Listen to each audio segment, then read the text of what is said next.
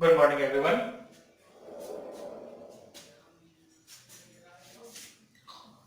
ये class 10th mathematics की first chapter है and the chapter is real number and the chapter is real number.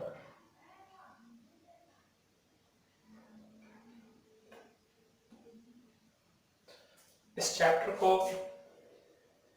पढ़ना भी आसान है, सीखना भी आसान है और एग्जामिनेशन में इस चैप्टर का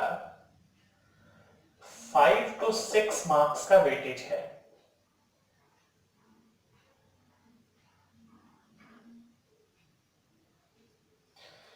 क्योंकि चैप्टर बहुत आसान है इसलिए हम इसको आसानी से समझ सकते हैं। क्योंकि ये हमारी फर्स्ट क्लास है इसलिए एक बेसिक चीज जो पढ़ाई करते समय हमेशा ध्यान रखनी चाहिए वो ये है कि सीखना एक ग्रेजुअल प्रोसेस है, एक स्लो प्रोसेस है बट स्टीडी प्रोसेस है। इसलिए सीखने में जल्दबाजी नहीं करनी चाहिए। 4 लेक्चर के बदले 5 लेक्चर लगे लेकिन हमारा पर्पस होना चाहिए कि हम इस चैप्टर को सीख लें, समझ लें। चलिए स्टार्ट करते हैं। First chapter real number. इस फर्स्ट चैप्टर में एकदम बिल्कुल बेसिक 3 बातें डिस्कस करनी है। बिल्कुल बेसिक फंडामेंटल चीजें इस चैप्टर में डिस्कस करनी है। देखिए एकदम स्टार्ट करते हैं। बिल्कुल सपोज कीजिए कि कोई नंबर, suppose there is a number 3, sorry yes there is a number 3। इसको हमने 3 से डिवाइड किया और हम जानते हैं 3 1 जा 3, रिमाइंडर 0 है। ये बेसिक चीज है डिवीजन जो हमने शायद क्लास 2nd में पढ़ा होगा या क्लास 3rd में पढ़ा होगा। अच्छा, अब हम ये भी जानते हैं कि डिवीजन को चेक करने का एक बेसिक फंडामेंटल रूल हमने पढ़ा है। हम जानते हैं कि जिस नंबर में हम डिवाइड करते हैं इट इज कॉल्ड डिविडेंड, है ना। And the number by which the dividend is being divided is called divisor. अच्छा, अब जितनी बार वो नंबर डिवाइड होता है that is called quotient and finally what is left is called remainder. ये हमने शायद क्लास 3 में पढ़ा होगा या क्लास 4 में पढ़ा होगा। एकदम बिल्कुल बेसिक चीजें हैं। और हम ये भी जानते हैं कि इस डिवीजन को चेक करने का एक बेसिक चीज क्या है, बेसिक रिलेशन है इनमें, that dividend equals to divisor into quotient plus remainder. Quotient plus remainder, ये जो है वो बेसिक रिलेशन है डिविडेंड, डिवीजर, क्वोशिएंट और रिमाइंडर में। और इसको हमने स्टैंडर्ड 3 या 4 में ही पढ़ा होगा। आइए इंप्लीमेंट करें इसको। अगर हमें चेक करना हो कि ये वाला डिवीजन सही है या wrong, then we can easily use this test that dividend equals to divisor into quotient plus remainder. It means 3 equals to 3 plus 0, and hence 3 equals to 3. It means the division is correct. ठीक है? Suppose कीजिए कोई दूसरा division है, when the number 4 is divided by 3, 3 ones are 3 and the remainder comes 1. Now by applying the same test, we can check that dividend equals to divisor into quotient plus remainder, and this 4 equals to 3 plus 4. That's why 4 equals to 4, and since LHS equals to RHS, the division is correct. ये हमने एकदम basic classes में पढ़ा है. अब suppose कीजिए there is another number 5 and it is being divided by 3. Then 3 1 is 3 and the remainder comes 2. अब देखिए इसको उसी तरह से हम ट्राई करें, चेक करने का, वेरीफाई करें इसको. Then 5 means dividend equals to divisor into quotient plus remainder. It means 5 equals to 3 plus 2, and that's 5 equals to 5. LHS equals to RHS. ठीक है ना? It means division is correct. अब आप यहां देखिए, सपोज कीजिए we are dividing the number 6 by 3. अब इसको किसी बच्चे ने ऐसे बनाया, देखिए आप, 3 1 is 3 और ये रिमाइंडर हो गया 3. उसने आपको कहा कि अच्छा आप चेक कीजिए ये डिवीजन सही है क्या? आपने कहा नहीं, ये डिवीजन तो रॉन्ग है. और जब आप उसको कहते हैं कि ये डिवीजन रॉन्ग है, तो वो आर्ग्यू करता है कैसे रॉन्ग है. देखिए, dividend equals to divisor into quotient plus remainder. It means 3 into 1 3 plus 3. It means 6 equals to 6. और then he argues that LHS और RHS तो सेम है. इसका मतलब ये जो रिलेशन है that dividend equals to divisor into quotient plus remainder, ये तो यहां फॉलो हो रहा है. और अगर ये रिलेशन यहां फॉलो हो रहा है, इसका मतलब ये है कि डिवीजन तो सही है. भाई उस बच्चे का लॉजिक अपनी जगह तो सही है, बट आप जानते हैं कि इस डिवीजन में एक प्रॉब्लम है. चलिए इससे और आगे चल के हम समझते हैं.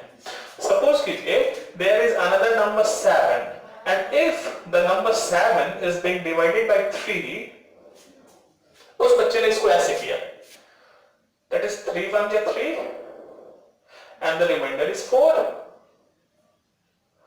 और जब आप उसको कहते हैं कि डिवीजन तुम्हारा रॉन्ग है, तो वो आर्ग्यू करेगा डिवीजन रॉन्ग कैसे है, क्योंकि डिवीजन को वेरीफाई करने का जो बेसिक रिलेशन है that dividend equals to divisor into quotient plus remainder. It means तो सही है, LHS equals to RHS, and if LHS equals to RHS means division is correct.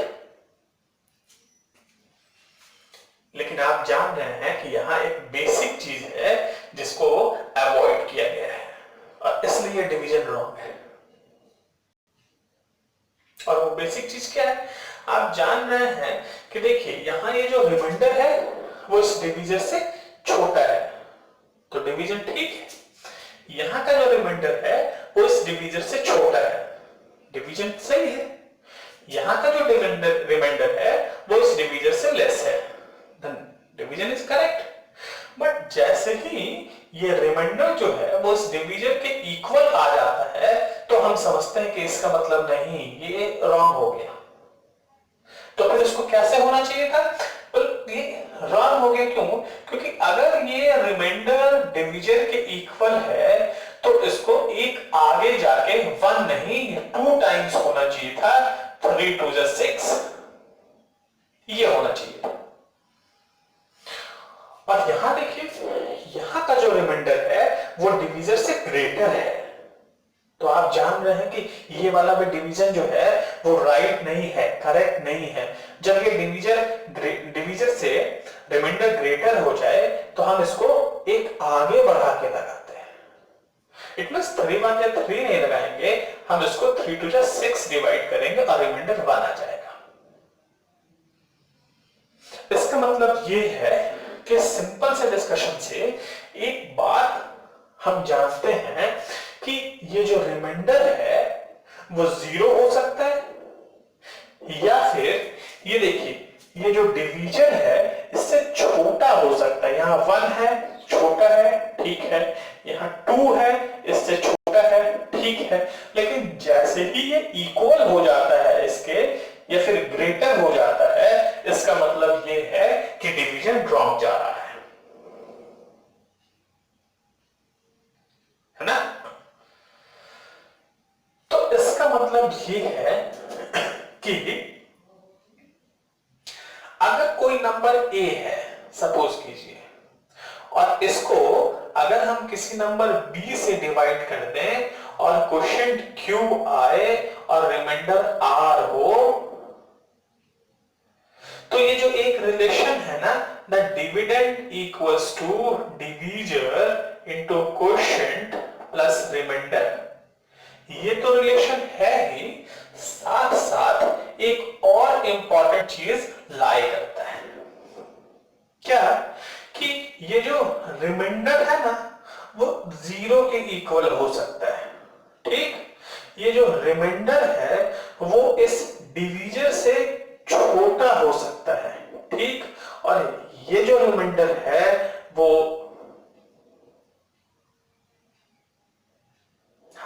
ये जो रिमाइंडर है वो देखिए इससे इक्वल हो सकता है और छोटा हो सकता है ना? अगर हम लिखेंगे रिमाइंडर ग्रेटर हो जाए, नहीं ये तो रॉन्ग हो जाएगा, है ना? इसका मतलब ये है कि अगर कोई नंबर a है जिसको हम b से डिवाइड कर रहे हैं, क्वोशिएंट इसका q है, रिमाइंडर r है, then it can be written as a equals to bq plus r, जहां r क्या होना चाहिए? देखिए ग्रेटर हो या इक्वल हो 0 से, but it is always less than this divisor means b। ये जो सिंपल सा ये है क्या, ये जो डिवीजन अब तक हमने स्टैंडर्ड 2 में या स्टैंडर्ड 3 में पढ़ा था, अब यहां हमें उस चीज को पढ़ना है। बस वहां हमने फिगर में पढ़ा था, यहां हमने वेरिएबल लेके और एक रिलेशन की तरह एस्टैब्लिश किया है that dividend equals to divisor into quotient plus remainder, जहां रिमाइंडर 0 हो सकता है या 0 से ग्रेटर हो सकता है, बट ये हमेशा डिवीजर से लेस रहेगा। ये जो सिंपल सी बातें हैं जो हमने स्टैंडर्ड 3 में या स्टैंडर्ड 4 में पढ़ी है, वही चीज हमें यहां रिमाइंड करनी है स्टैंडर्ड 10 में। बस आप ये जानिए कि इसका नाम क्या होता है, इसका नाम हम यहां जानेंगे। 3/4 में हमने इसका नाम नहीं जाना था, इस रिलेशन को हम कहते हैं Euclid's division lemma. Euclid's division lemma.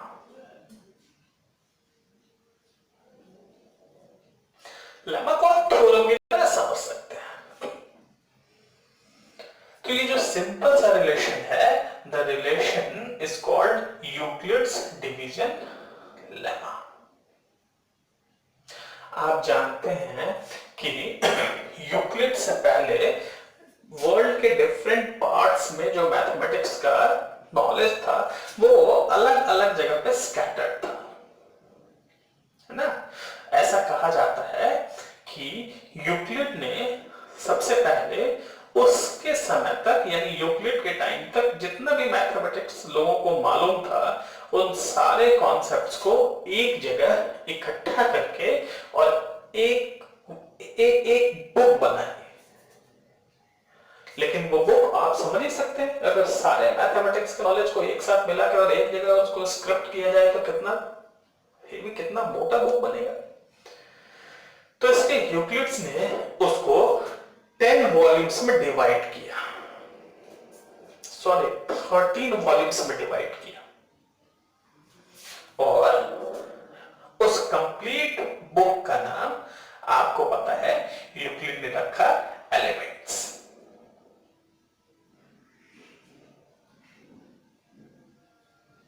तो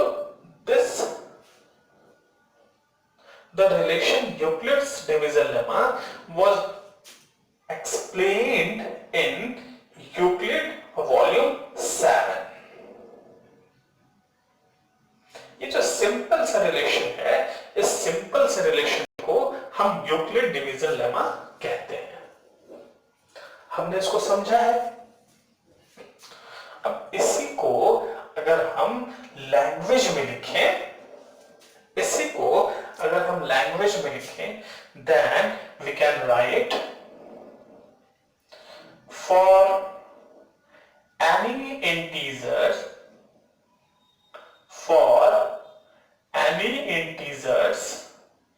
a and b,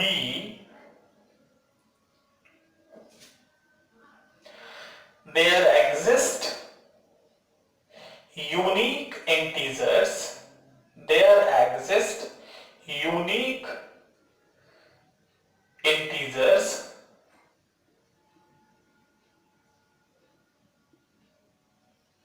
satisfying, या अगर आपको वर्ड satisfying थोड़ा लग रहा है कि आप अनकंफर्ट होंगे, then you can write such that